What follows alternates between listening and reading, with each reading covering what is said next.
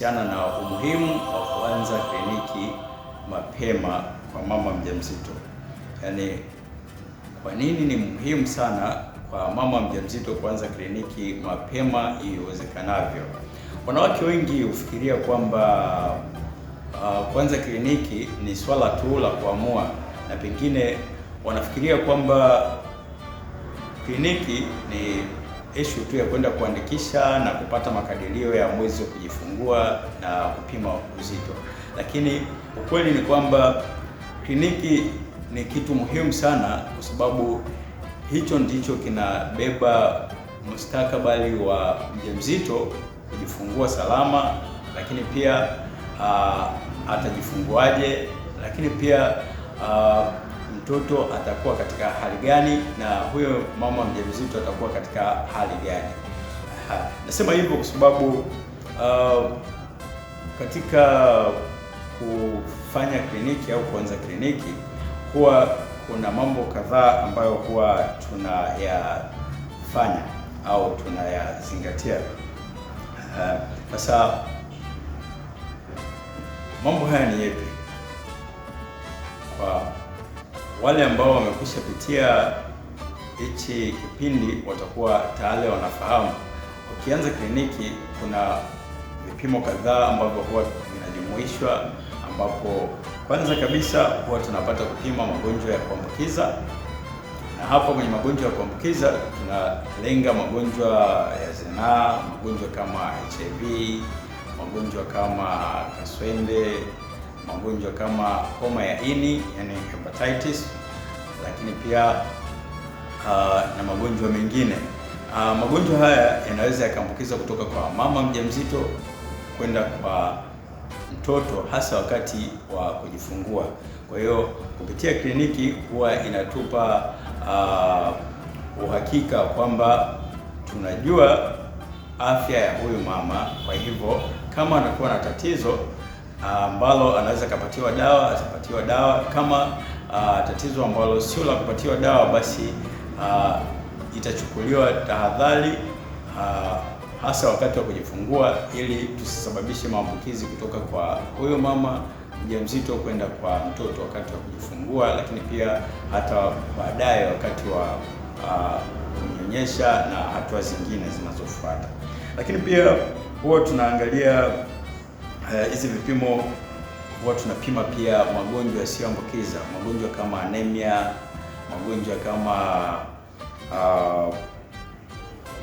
blood pressure, magonjwa kama kwa kawaida baadhi ya wajawazito huwa wanapata kitu tunaita pressure ya ujauzito, yani anakuwa na shinikizo la damu ambalo limetokana na ujauzito. Lakini pia kuna magonjwa kama kisukari cha ujauzito, huwa tunapima hapa.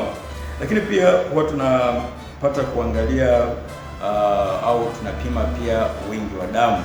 Tunapima wingi wa damu ili kujua, je, hii damu yake inatosha wakigawana wawili, kwa maana ya yeye na mtoto aliyoko tumboni, au anahitaji kuongezewa. Kwa hivyo kama atakuwa na damu iko chini, atapatiwa dawa za kuchochea uzalishaji wa damu au kuongeza damu. Lakini pia kama damu itakuwa iko katika kiwango cha kinachotakiwa, basi atapewa ushauri namna ya kumaintain isishuke. Lakini pia katika damu hapa huwa tunapima makundi ya damu, yani blood groups. Hapa huwa tunaangalia blood groups, lakini tunaangalia rhesus factor. Kuna kitu kama umewahi kupima damu, kuna kitu huwa kinaitwa RH factor. Sasa hii RH factor ni kifupisho cha rhesus factor. Sasa rhesus factor huwa inaweza ikawa positive au negative. Mojawapo ni normal, sitahitaji sasa, lakini mjamzito akiwa na rhesus factor mojawapo kati ya hizi ambayo inaashiria tatizo, huwa kuna dawa maalum anapewa ambayo ni anti-D. Sasa hizi dawa huwa zina function au zina manufaa kama akitumia miezi mitatu ya mwanzo. Sasa angalia hatari hii. Kama wewe unaanza kliniki baada ya miezi mitatu, ina maana hii dawa tena itakuwa haifai. Lakini pia huwa tunafanya vipimo kujua changamoto mbalimbali alizokuwa nazo huyu mjamzito, kujua changamoto mbalimbali za ujauzito, kama ujauzito ni uko katika sehemu sahihi. Kwa mfano labda ujauzito uko katika tumbo la uzazi au uko nje ya tumbo la uzazi. Kwa hapa tunaangalia, na ikibainika kama kuna tatizo itatafutiwa suluhisho kama inawezekana. Kwa mfano ujauzito ukiwa nje ya tumbo la uzazi, tunakuwa tuna option either huu ujauzito uharibiwe kama endapo utakuwa unaleta hatari kwa huyu mama mjamzito, au kama uko sehemu ambayo ni nje ya tumbo la uzazi lakini unastahimilika, basi utaachwa, lakini kwa tahadhari na uangalizi wa karibu.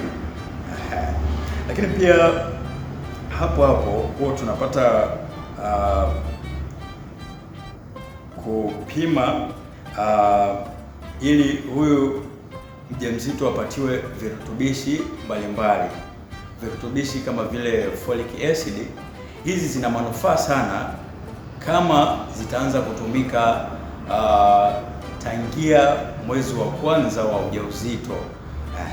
Folic acid zina manufaa tofauti.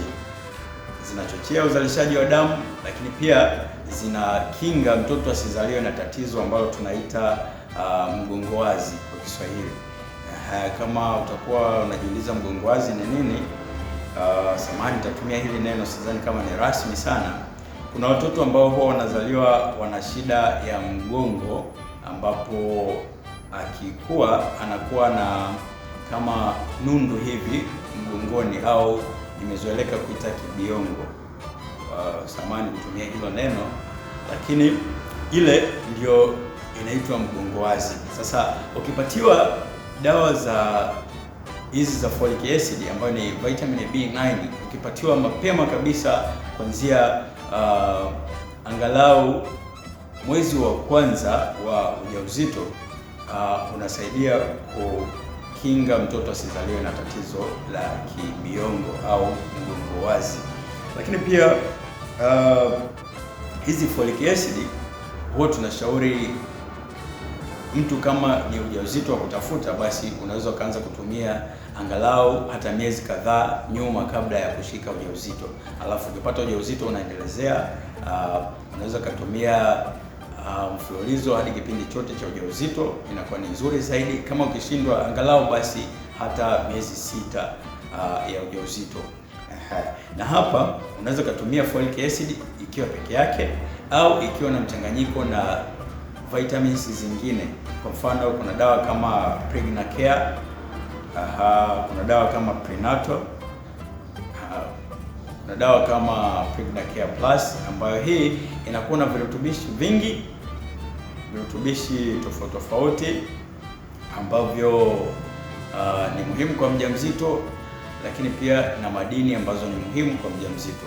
Hii Pregnacare Plus yenyewe inakuwa na hizi virutubishi pamoja na omega 3 ambayo ni muhimu sana kwa mjamzito. Lakini pia huwa tunafanya vipimo ili kufuatilia hatua za ukuaji wa ujauzito. Tunapata kupima pale kuona kama yule mtoto aliyoko tumboni kama mapigo ya moyo yanaenda sawa, lakini pia kama anaongezeka au yuko dormant, kwa sababu kutokana na changamoto mbalimbali inaweza ikatokea hiyo mtoto hakui, haongezeki. Sasa huwezi kujua hiyo mpaka uwe umeanza kliniki na umeanza mapema. Lakini pia kuna watu ambao huwa wanapenda kujua jinsia ya mtoto. Sasa ukitaka kujua jinsia ya mtoto kwa kupitia kipimo kile cha ultrasound, huwezi kwenda kupima akiwa ujauzito ni miezi 4 au zaidi, kwa sababu tayari anakuwa ameshageuza ile position ambayo inaonyesha sehemu ya utupu inakuwa imefichwa, kwa hivyo hautaona. Kwa inatakiwa hichi kipimo kifanyike mapema, angalau mwezi wa pili wa ujauzito au mwezi wa 3 wa ujauzito, kuchelewa sana.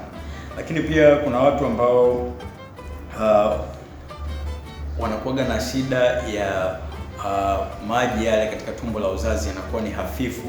Hivi vitu huwezi kuvijua kama haujaanza kliniki, lakini pia hauwezi kujua kama haujaanza mapema kliniki. Ni vitu muhimu sana. Lakini pia huwa tunafanya vipimo ili kudhibiti matatizo mbalimbali ambayo mjamzito anaweza akayapata au yakampata wakati wa ujauzito. Kama nilivyosema pale, matatizo gani? Wajawazito huwa wanakuwa na changamoto ya kushambuliwa na maradhi mbalimbali, hasa maradhi ya vimelea, kwa mfano UTI au fangasi. Lakini pia wajawazito huwa ni wahanga sana, anaweza kapatwa na tatizo la upungufu wa damu muda wowote, yani anemia. Kwa hivyo hizi zote kama hajaanza kliniki au amechelewa kuanza kliniki, hautajua ndugu yangu, na usipojua, kumbuka, unahatarisha kwanza mtoto kuzaliwa na mapungufu au unahatarisha uhai wa huyo mama mjamzito. Kwa hiyo ni vitu vya kuzingatia, kuanza kliniki mapema ili uweze kudhibiti matatizo mbalimbali, lakini pia kudhibiti magonjwa mbalimbali ya kuambukiza kutoka kwa mama kwenda kwa mjamzito, kutoka kwa mama mjamzito kwenda kwa mtoto, hasa wakati wa kujifungua. Mpenzi mtazamaji, hadi hapo tunafika mwisho wa somo letu leo, ambapo tumeangalia umuhimu wa mjamzito kuanza kliniki.